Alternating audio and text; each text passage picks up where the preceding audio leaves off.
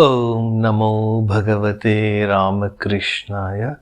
Lessons for Life from Swami Jagadatmananji's inspiring book Learn to Live, Volume 2, Chapter 3. Incredible but True. An out-of-body experience of a reputed scientist is described here in an absorbing way. Now let us listen to this episode. Body here, owner of the body elsewhere.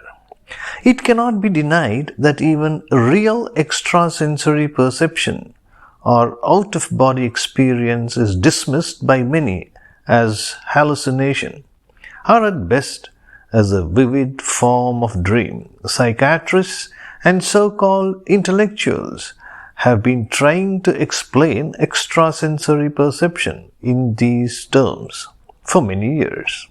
It was also believed that only people with deranged and weak minds would have this kind of experience. But today, at least a few psychologists have realized that this approach is inappropriate.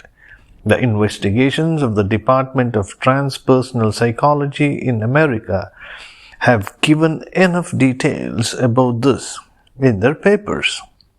They say the time has come when we have to accept the fact that the human mind is separate from the brain. Another concept which is being accepted is that by controlling the mind, we can control the nervous system and the physical activities. There are also indications that very soon the scientists would prove and accept the ancient truth that Atman, or the Self, an entity which is eternal and does not get destroyed with the body.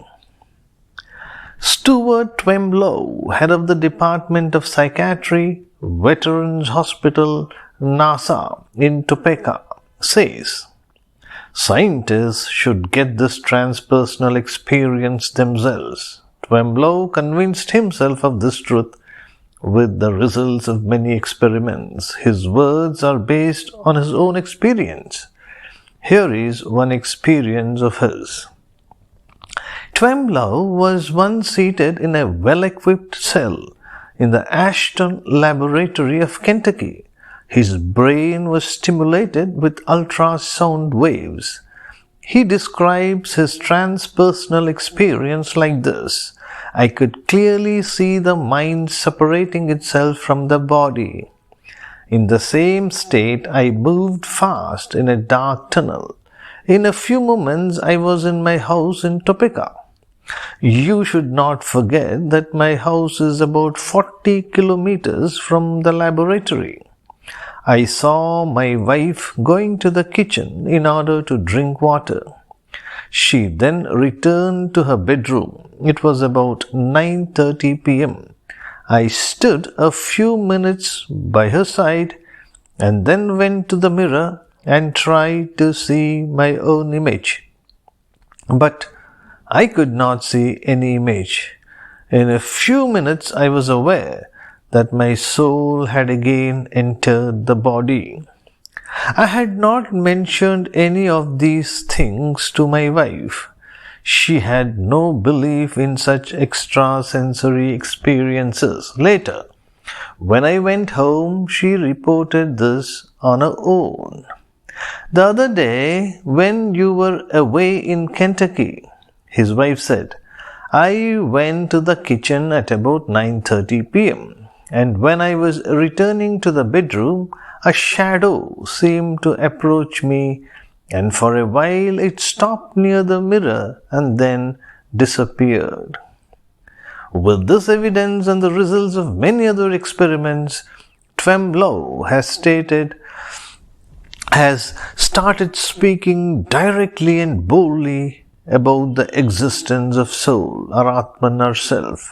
Generally, those who hold such views become objects of ridicule.